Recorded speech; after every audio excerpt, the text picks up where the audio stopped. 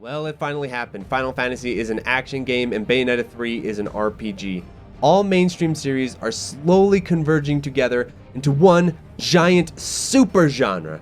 So now Final Fantasy, action game.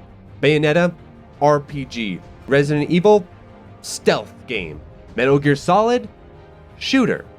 Dark Souls is now The Legend of Zelda, and The Legend of Zelda is now Skyrim.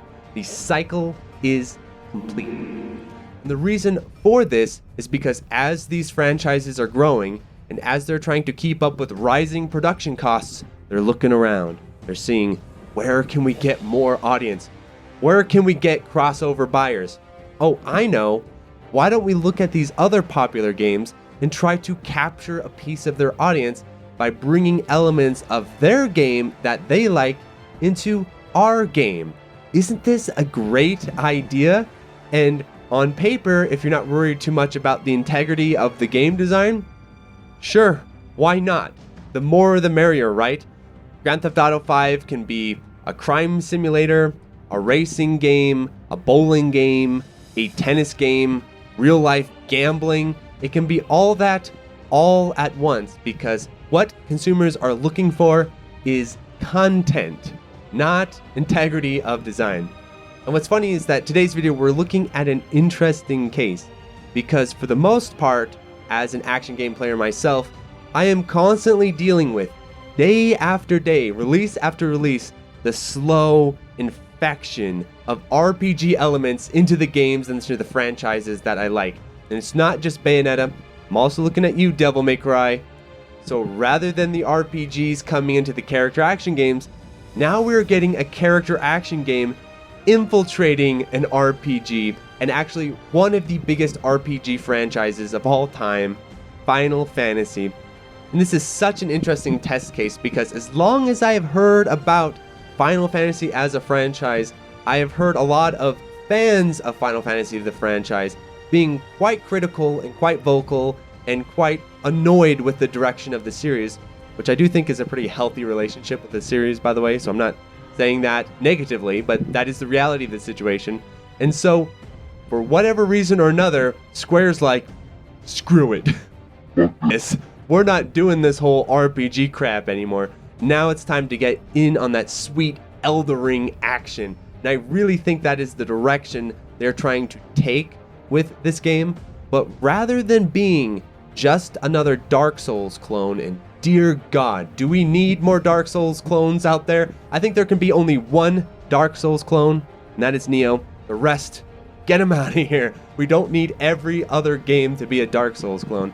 And so, Square, being the clever beavers that they are, they decided to think outside the box and tackle this by pulling references from franchises that are actually less popular than Final Fantasy. In terms of overall sales, Final Fantasy is a much larger and more influential franchise than either Devil May Cry or Bayonetta. And yet the direction they took with Final Fantasy XVI is heavily in the character action genre. I think that is pretty cool as a concept. And I will admit, it is pretty entertaining to be on the other side of this for once, to see the RPG fans just being like, ah! Because that is how character action fans have felt for years, at least myself personally, where our genres are just slowly melting away into the hive mind of RPG, and RPGs just infecting the rest of the video game genres out there. Whatever game you're making, just make it, but with RPG mechanics. And so that always is kind of like the go-to formula for franchises. So it is quite funny to see Final Fantasy, the franchise most associated with RPGs, at least in my mind, turning its back on them a little bit and saying, hey, we're doing something different, and we're going to give it a numbered title. This shit is not even a spin-off game. This is full-on Final Fantasy 16 in the canon of the franchise. Quite a bold move. But as cool as it is to try something different and new, it still needs to actually be good. It still needs to be actually well designed, because a lot of what happens now is that studios kind of get the idea of taking mechanics from other games, Resident Evil 4 Remake, and putting them into an already established game design with no care, with no balance, with no consideration to how that changes the essential design of the game, so that with Resident Evil 4, they throw in parry mechanics from Sekiro. Why does Resident Evil 4 need parry mechanics? Because parries are cool, so let's put them in there. But oh wait, parries absolutely destroy the fundamental design of the combat of this game. What do we do? Well, why don't we just turn all the enemies into heat-seeking missiles?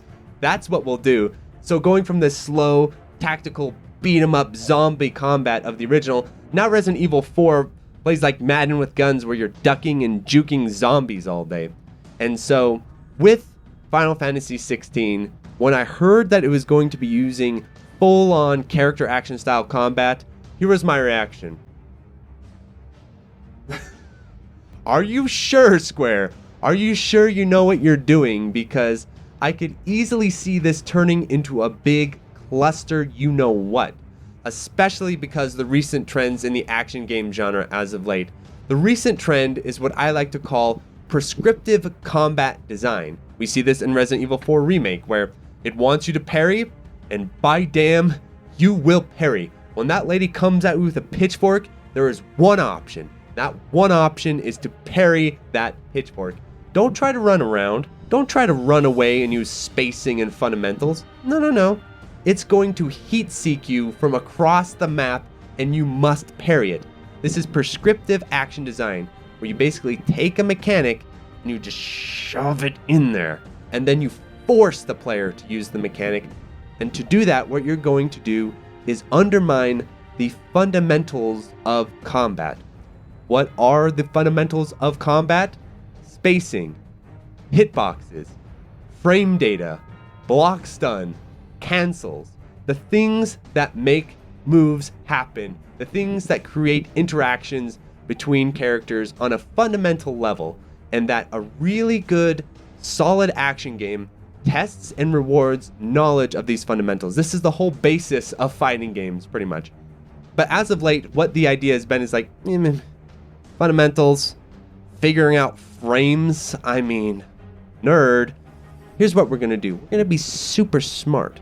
And so we're going to just code in special circumstances that the players have to respond to, like lab rats. When we say pull the switch, you're gonna pull that switch. And you have to pull that switch because that is how the game wants you to play it. And you're not being rewarded for your fluency within the genre.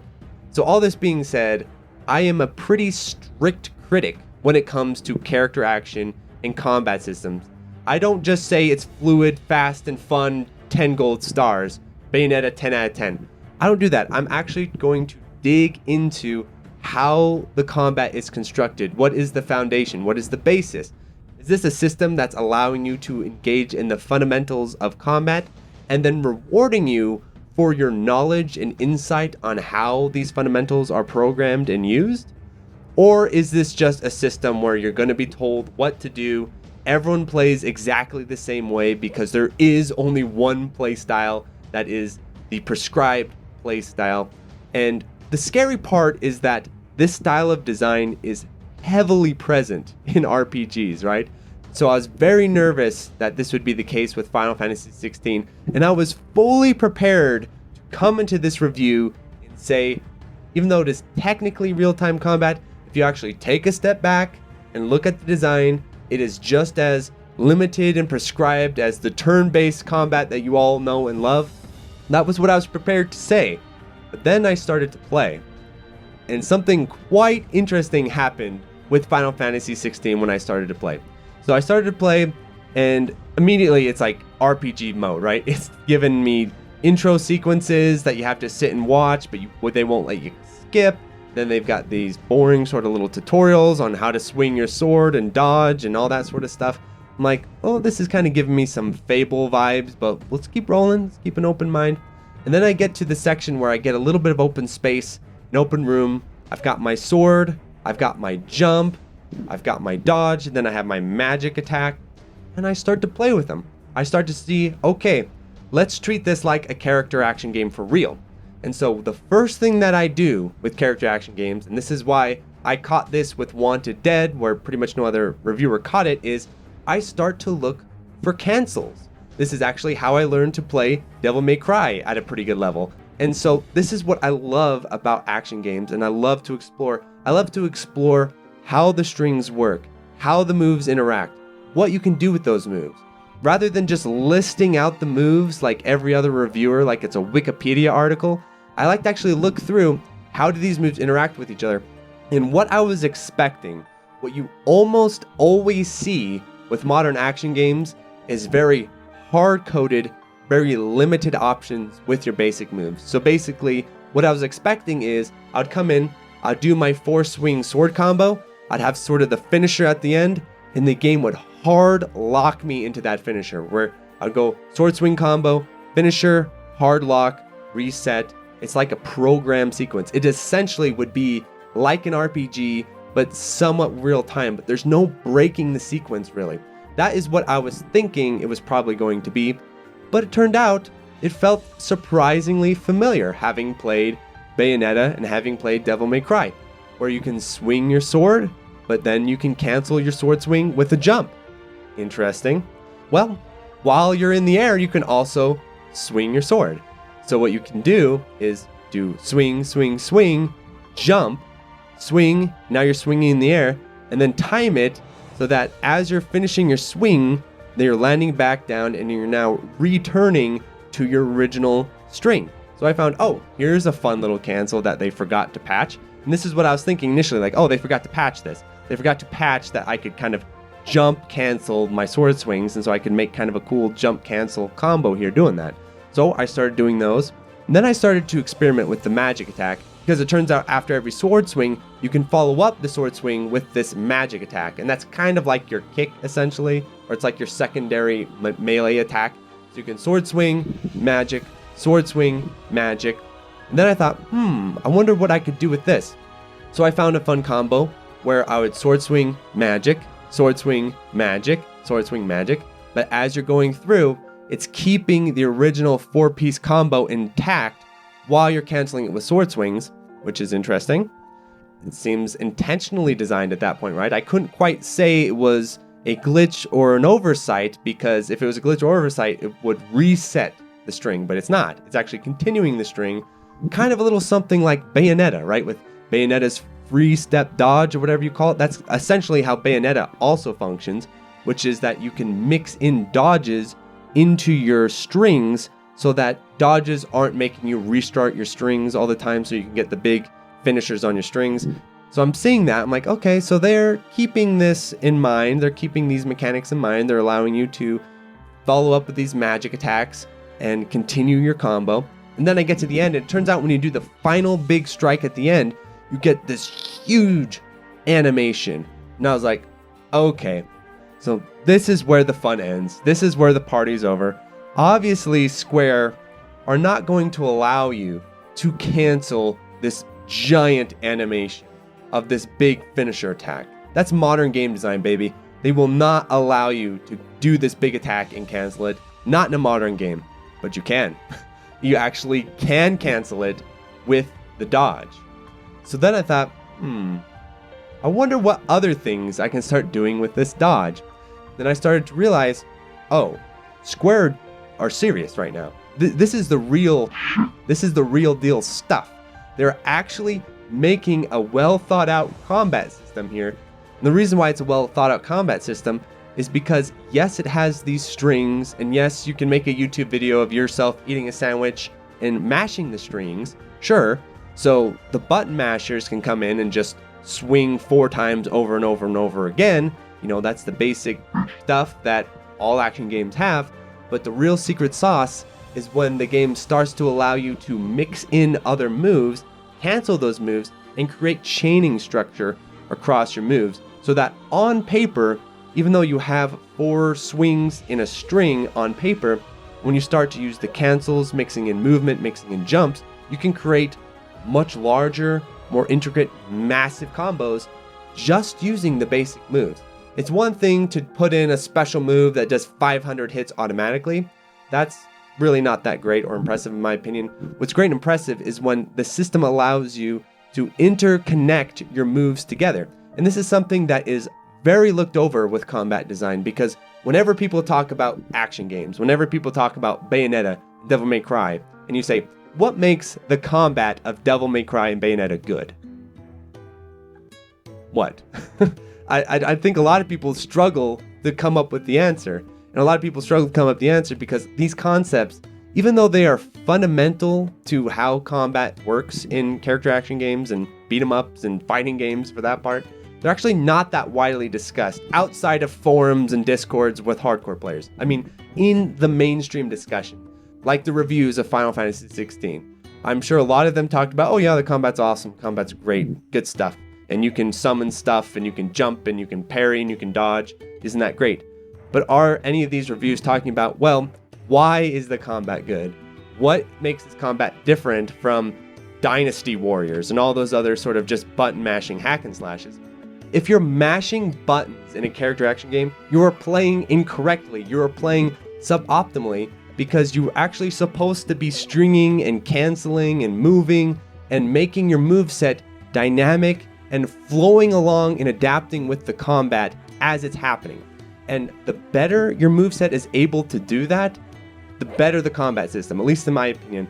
And what's great and what's crazy is that clearly whoever they brought on to do the combat design of this game, as far as the fundamentals, there are issues. We will talk about the issues. This isn't just a praise fest. Though whoever they brought in to do the fundamental foundation combat system really knew what they were doing. They were really in the sauce. This is not some trendy bullshit game design from 2023. This is someone who knows what makes character action games good and what makes them good under the hood. And so I was actually quite shocked as I was playing this game initially. Like these first few hours playing Final Fantasy XVI, my mind was a little bit blown. I was like, Square are making a legit combat system, and I'm talking about Final Fantasy on my channel. Hell really did freeze over. But it's not that simple, I'm afraid. That would be nice, but that's not quite how things turned out totally. Because let's not forget, I kind of had to wake up and remind myself that at the end of the day, as cool as it is that it has this really solid, fundamental character action style combat system, those mechanics do not exist in a vacuum. You know, this isn't just bloody palace mode in Devil May Cry. Those mechanics exist in the context of an RPG. So action game fans are not getting off that lightly because in my opinion, a great action game is not just about having sweet mechanics. Those do help, but you also need to have really strong level design and really strong enemy design. Without those two, you're just hitting a sandbag. And that is a criticism I have of something like Devil May Cry, where Devil May Cry has this fantastic moveset, all these fun tools to play with, all these great cancels and enemy step, and all this great mechanical goodness for the players to engage in. But one of the big weaknesses of the Devil May Cry series is their enemy design starts to get a little iffy. They start to feel like sandbags a little bit too much for me. Then on Bayonetta side, it goes RPG mode all the time with its level design. Constantly with its level design. You're doing all these scripted sequences and built-in cutscenes and running down hallways and platforming for reasons that really don't matter. As far as like moment-to-moment action, Bayonetta's level design is really weak in that department because it has all these kind of gimmicks and sideshows and RPG style design to pad out the length. And so that's a big critique I've had of the Bayonetta series from the beginning, and it's only getting worse as the games progress. And what's funny, talking about Bayonetta 3, is that on paper, if you take a step back, Final Fantasy XVI and Bayonetta 3 are eerily similar games. I mean, they have sequences that are like back to back, very similar to one another.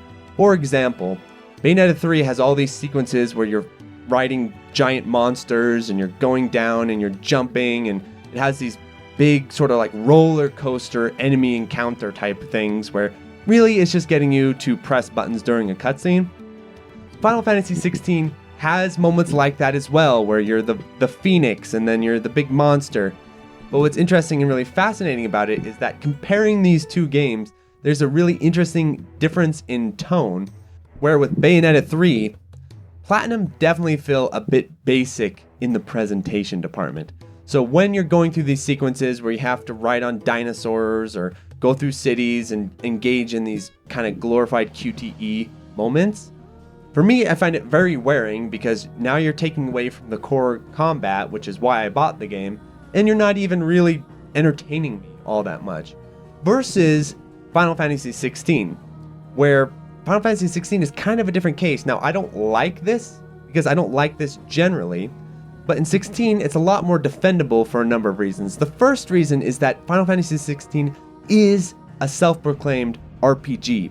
That's what it is. That is the heritage of this game series. And so all these interactive cutscene crap that I'm not a big fan of, that's a big RPG thing. And RPG fans love this shit. They go crazy for it.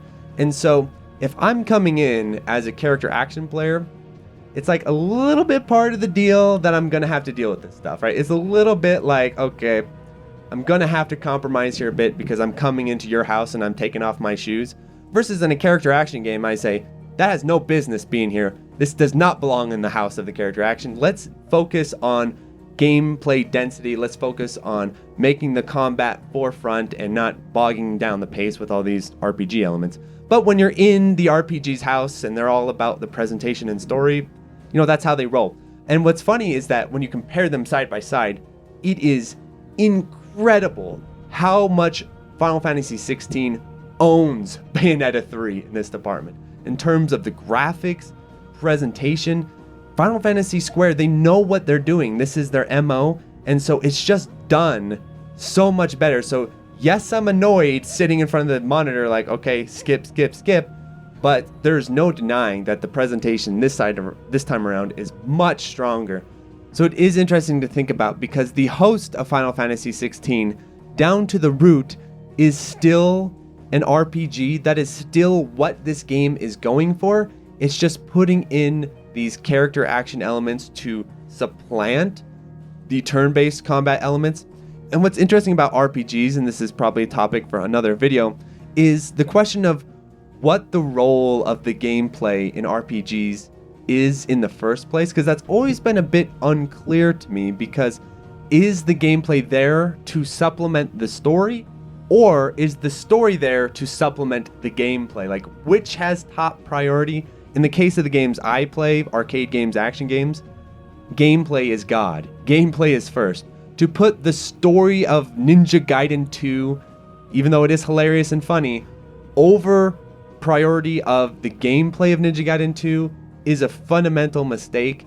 Whereas with RPGs, it's a little bit less clear. Are these games or are these stories with kind of games attached to entertain you as you go through the story? Obviously, RPG fans are going to be divided on this question. You can leave in the comments your thoughts on which it is. I'm curious. I actually want to know. This isn't just an algorithm trick. I do want to know, RPG fans, which is it?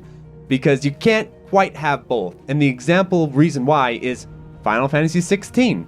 Because if the gameplay is there to supplement the story, then you could say very convincingly, I think, well, naturally for the story we're telling, which is very Chad and masculine and tough, we needed to have real-time combat to help convey the feeling and the intensity of the story. Turn-based combat would be non-diegetic to what message we wanted to convey with the story of this game. Therefore, the real-time action elements of Final Fantasy XVI are fully justified because they are an artistic decision to supplement the tone of the story. You could absolutely make that case, I think, and I think a quite compelling case in that regard. At the same time, though, if you're an RPG fan who says, well, actually the story's there to supplement the gameplay, then what is RPG gameplay exactly? Is it turn-based combat? Is that the fundamental of what makes an RPG an RPG? Is that it must have turn-based combat? And what about these sort of weird halfway systems that Final Fantasy has been experimenting with forever, all the way back to ATB? Is that purely an RPG mechanic, or now we're starting to get action game mechanics inside the RPG? And so for me, as an outsider to this series, though I am going to kind of explore it more for game design discussion, feels like to me, for a very long time, not just in recent years, for a very long time, the Square team has been slowly and steadily inching closer and closer to real-time combat. I mean, they've been gradually making the way there.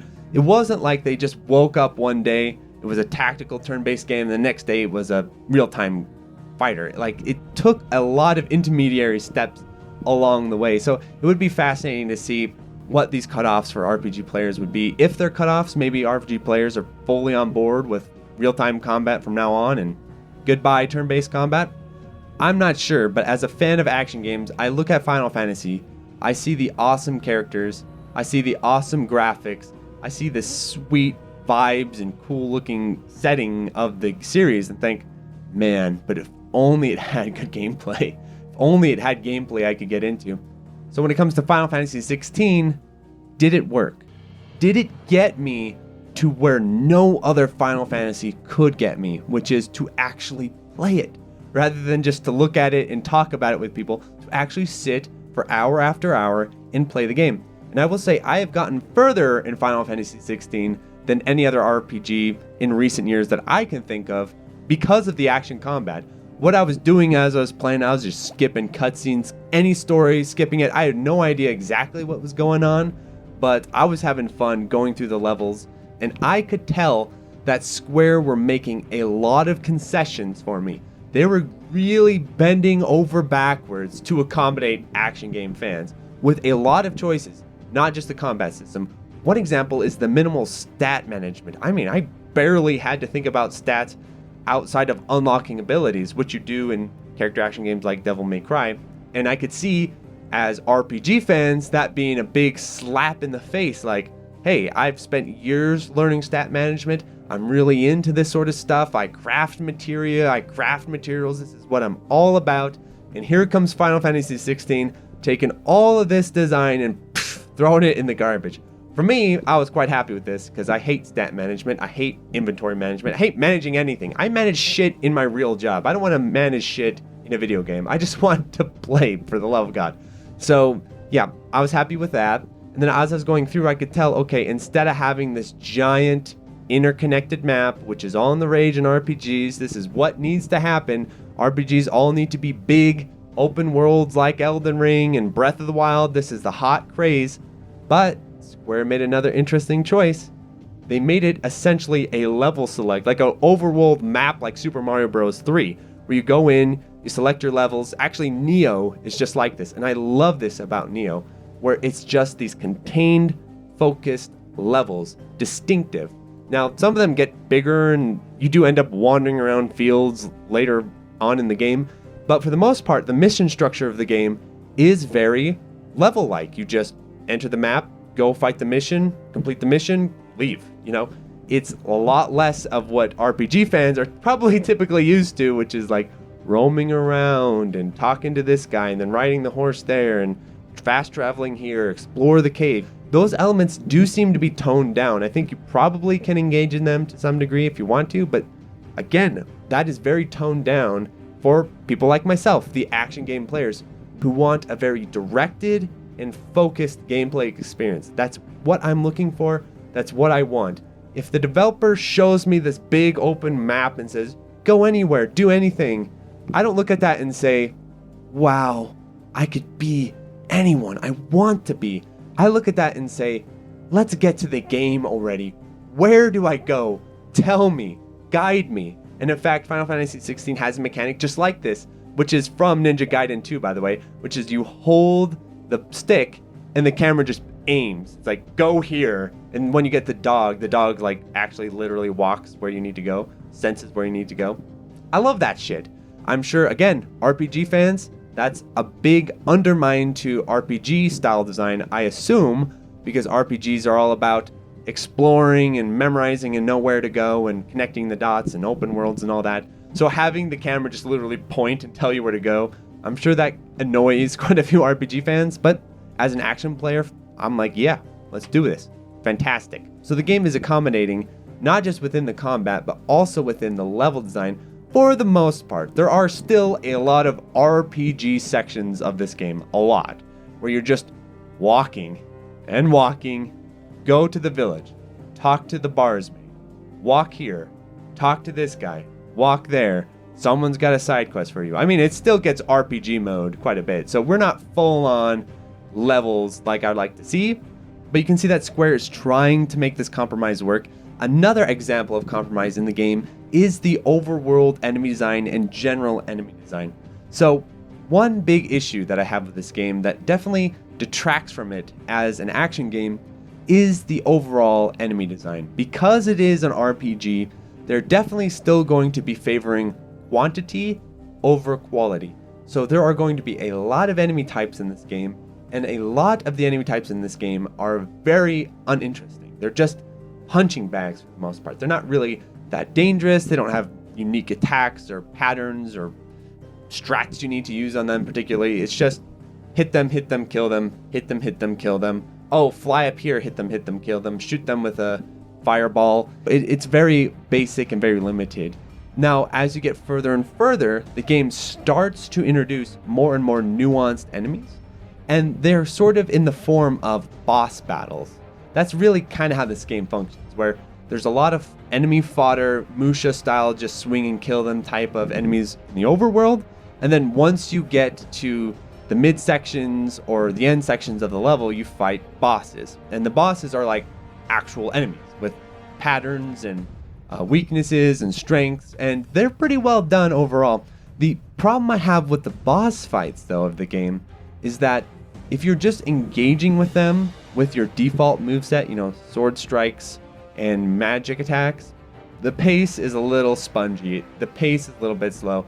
I wish the damage on your default attacks scaled a little bit higher, because otherwise it does start to feel kind of boring at times when you're just doing the same strat on the same enemy over and over and over. There's nothing wrong with repetition, but it needs to be correctly paced, right? But at times, since a lot of the bigger enemies don't react to your hits, because they're giant, basically have ultra super armor where they don't really react in regular hits, you do feel like you're just swinging on giant punching bags for a lot of the bigger enemy fights, which I wish they toned down in favor of enemies like you see in Ninja Gaiden, where yes, they're big and they're strong, but they still react to your hits to some degree. You can still sort of counter them and stun them without having to use big special moves and all that sort of stuff.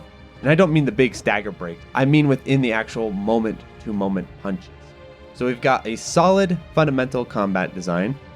We've got pretty solid level design, a little bit still stretched out and RPG-like, but definitely making concessions in the right direction for action players. And then we've got pretty decent enemies when you're fighting the bosses, but the smaller enemies and regular fodder fights are quite boring and uninteresting because you're just swinging and hitting stuff basically. And then that brings us to the biggest issue I have with the combat of the game. Why, even though on paper it's got some really fundamental cool stuff going on, it starts to really run into trouble, which is the balance of the special moves. Because at the beginning of the game, it actually felt better. The combat design felt better earlier because you were still engaging with your fundamental combat a lot more. You were still swinging and killing stuff with your sword and with your magic cancels. But as you get further and further in the game, what happens is it kind of does start to go RPG mode, where you start to gain more and more special attacks. These special attacks do way more damage than your regular sword swings, even if you're doing really nice clean combos. Still, these do way more damage than that. And then as you get further and further, you accrue more and more of them. And the way they work is that once you do the big attack, there's a cooldown, but there's just a cooldown on that attack. And so then you can do the other special attack. And then that has its own cooldown. And so what ends up happening is that as you collect more and more special attacks, and you can swap through them on the fly, by the way. Basically, after I unlocked Devil Trigger, I won't spoil it too much, but you unlock basically Devil Trigger. It's called Limit Break in Final Fantasy terms, which is cool, but it's like Devil Trigger if you're used to Devil May Cry.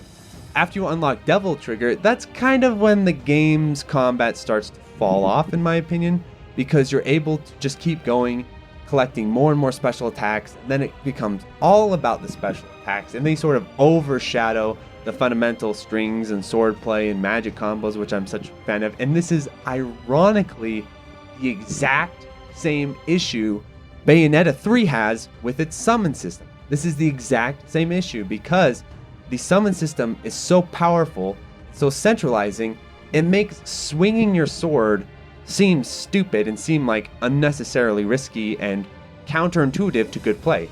And also the enemy damage scales up with the special attacks in mind, not the sword swings in mind. So that even if you are a stubborn bastard, even if you say, you know what, I don't care if you give me 1,000 special attacks, I'm still going to use the fundamental sword mechanics primarily, which is basically me. What ends up happening is now the fights just get bigger and longer and even more spongy and bloated because you're not doing the proper amount of damage because you're not using the special moves. And so unfortunately, where this game's Achilles heel is in terms of its combat design is these special moves and how they're balanced. I think what could have been done that would have been much, much better is that if they shared a pool of cooldown together. So basically you have your primary special attack, then you have your secondary special attack, and when you activate those, that cools down special attacks of all the elements all together. So you can change the type of attack it is, you can change the elements, but you can't just shuffle through them with different cooldowns and basically just rinse and repeat special attacks all day every day, which does feel like you're playing an RPG now. Versus if they had a shared Titan cooldown, you now have to go back to mixing them into your sword moveset, which I think is the way they feel the best, and they could scale the damage back down or the sword damage up so that it would feel more natural and correct to play that style versus the style that the game ends up wanting you to play, which is just spam special moves. So it's such a fascinating example of game design in terms of its combat and its balance because it begins actually quite a bit more on the character action side. But as it progresses further and further with the limit break, with the special moves, with the increased exploration, with the slowed down pace, the game really slows down the pace about halfway through, at least in my experience. It does start to feel like a Final Fantasy game again. So I don't know if that's reassurance to the RPG fans or not, but it does start to feel more like an RPG the further you get into the game. But before I get to the conclusion of this review, I want to spend one moment talking about the aesthetics and presentation of Final Fantasy XVI, because when it comes to action games, just like RPGs, aesthetic and presentation are very important. And I have to say, I actually like the aesthetic and style and vibe of Final Fantasy XVI a lot. I think this is one of the coolest Final Fantasy games I've ever seen, and I really like the character designs a lot, where Clive looks really cool, your buddy Falstaff, or whatever his name is, he's really cool as well, and it's just nice and refreshing, at least in my opinion, to get a game with a little bit more of a mature edge. Feels like as of late, because again of commercial concerns or whatever, a lot of series have been going in the direction of becoming more and more childish, more and more for children, more and more like, oh, okay, this is a game for everyone, for all ages. And, you know, as an adult player, as a player who does like mature games, it is really nice to see a larger franchise take this step. And then just the visual impact of this game is wild. This is stuff that I think Final Fantasy players really take for granted. If you're used to playing action games with, let's admit it, more subpar graphics most of the time, seeing the fight where you're fighting your shadow or whatever it is to unlock Devil Trigger, like the presentation, the flames, the scale, it just really is awesome. I'm not a big fan of the cinematic QTE stuff. I really wish they would drop that, but again, RPG thing, I get it. And then there's the modes, and I know a lot of action players are going to get really excited for these modes. They're like, oh, hell yeah. It's like Bloody Palace and mission chapters and ninja trials. I think the modes of this game are quite underbaked. For example, there's a training mode where you can just kind of train against single opponents and stuff, but that feels very underwhelming to me. I mean, it's cool. It's cool, especially for like a Final Fantasy game to have this sort of training mode. But I really wish the training mode was more robust, where you could have like lots of different enemy types going on. You can kind of set up your own little challenges, because fighting enemies in an action game are not just fighting one enemy individually. It's also learning to deal with combinations of enemies. And so I think the training mode is pretty bare bones and underserved in that manner. And then there's the famous arcade mode. Now, the Electric Underground, I hear arcade mode, my ears start to perk up. I'm like, what? Arcade mode? Yeah, I'm getting real excited. But again, I think this arcade mode is sort of like a fun naming convention, but what it really is a stage select of previous chapters with this sort of scoring system laid over the top of it. And you could say, oh wow, scoring system, that's really cool, that's really exciting. Except of the issue I reminded you of before, where the game really emphasizes you using special moves and special attacks. So I personally didn't feel the scoring system was all that interesting because I didn't think it was capturing like the more fundamental cool gameplay. And Devil May Cry also struggles with its scoring system as well, and so does Bayonetta. They all do. They all kind of struggle with scoring system stuff. And so I don't know if the arcade mode is that compelling. It's cool to have a chapter select. It's cool to have like things to practice and go for, and I'm sure combo video type of players who like to tee off on one enemy and juggle him in the air for an hour and do all the moves on all the enemies, I'm sure they'll have fun with it. But for me, I actually prefer something like Bloody Palace, where it's giving you mixtures of enemies and then having increasing difficulty. I think Bloody Palace is a much stronger mode in that regard. And so I've heard that maybe this game might start to have a Bloody Palace type update or DLC. I think that is what is really missing when it comes to the combat and modes of this game, because it's not focused enough for character action fans to immediately jump into because of all the RPG elements of the campaign. But at the same time, arcade mode doesn't tighten up the level design, doesn't bring up the difficulty enough. Even if you play at the highest difficulty, I just don't think it's pushing players hard enough in the right ways, because just making it so you take a lot of damage and do less damage, yes, that's harder, but I would like to see it pushing difficulty in a better way, like as in adding more enemies in interesting combinations that you have to deal with at once, upping the enemy count. Also, the levels aren't fully streamlined, so the arcade mode is still going to have aspects of traversal and waiting around, and so it's a good idea. I just don't think it's enough to really be that robust character action mode that I know a lot of people are looking for. So overall, what are my final thoughts of Final Fantasy XVI? Is it Game of the Year? Game of the Century? Any game that comes out now is Game of the Year. You know, every month is a new Game of the Year. In my book, it is not. I really like it a lot. It is probably one of my favorite Final Fantasy games, if not my favorite Final Fantasy game, just by the metrics of its combat. But I don't think it's quite enough for a character action fan to really get that full, rich experience. So I'm not saying don't check it out if you're a character action fan. I would say more like if you are a hardcore DMC3 playing motherfucker and you want something that's hardcore, this is not going to be it. It is still an RPG, and it still has a lot of that RPG baggage that keeps it from that real skillful, real deep, nitty-gritty Dante must die goodness. At the same time though, if you are someone who's like myself, where you're into character action games, but you kind of have a curiosity for the Final Fantasy series, you like its style, you like its presentation, you like how it allows you to skip cutscenes, you're really kind of curious to check out the series and check new stuff out, but you just have a real problem sitting through turn-based combat or really stretched out level design, I think this game is that perfect compromise for you. It comes at the expense of the RPG players, but you know, they're always getting their way. They're always getting what they want. Sometimes the action game fans can get a W, can get a win, and today is sort of half a win, sort of, you know, everyone's getting a little bit, but no one's getting the whole pie. So it's not full-on character action. It's not quite enough for me to be able to recommend purely on those merits to character action fans. But at the same time, if you are also interested in RPGs, it does have some incredible visuals, incredible style.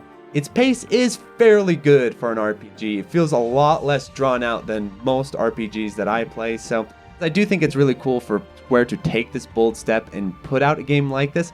I don't think a lot of publishers in this day and age really would. You can kind of get by the tone of their interviews and the tone they're talking about this game, that they're genuinely excited about it, that they're into it, that they're digging it. It makes sense to me.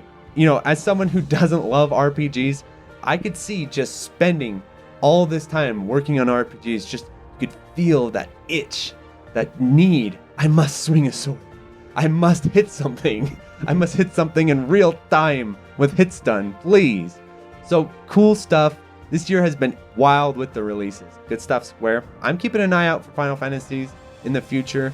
I don't know if they're gonna double down on this and like make an even more hardcore Final Fantasy combat game. If they do, it'd probably be a spin-off of some type. That would be cool. But I get the feeling RPG fans aren't super thrilled right now, but the next Final Fantasy game will probably be more in line with what they're looking for. This might be just a fun one-off for the homies. Adios, everyone. So thank you to the $5 patrons, 100, Accepting Panda, Admiral Coconut, Arnold, Alexander Pfeiffer, Dingo, Anthony A, Arcade Hell, Arrow Viper, Bean Pit, Bo, Ben, Vito Dames, Borgie22, Brian Romano, Brian Shiver, Bush and Cat, Chase Palumbo, Chadel Maltese, Chris Yusufovich, Chronic Burnout 3, Clara Cliff, Climby Coyote, Coast, Colorboy, Cookstand666, Cooks and Soup, Corey Mark, Des Audio, Dan Chi, Darren Griffin, Dave Hansen, David Crespo, Delta Tango 6, Disco Stas Leia, DJ420, Praise It, Elias, FCK, Frames Per Human, Francisco, Full Set, Retro Schmupper, Hausu, Jake Ryan, JLab, JB RPG, John Kelly, Game Boy Guru, K, K2, Khalil Reedy, Contain, Praise the Boys, K-Horse, Low Casting, Malaise, Matt O'Leary, Maz, Megadeth 859, Minong, Mecklin, Michael McCord, Mitchell Y, Queen Charlene, Nathaniel Davis, Neon Dagger Games, Oakland Kugels, Oxated, Pedro, Philip Mason, Psycho Blizzard, Rattlecat, Raul, Real Skeen, Riff Mason, Rolf015, Scanline City, Seesaw FW, Shmup Junkie, Sarah Pong, Steve Fiction, Street Magic, Superpunk, SW1335, Femzarian, Takara Mucho, Taze, The Boot Rex, The Dirty Screech, The N1, The Old Bensta, TRM, Sugumo, 2YU, Twilight EX, Unikoi Roots, Boghog, Vic Viper, Beautiful, Wabby Legs, Utakaya, Zachary Patton, Zeal. Thanks so much, everyone.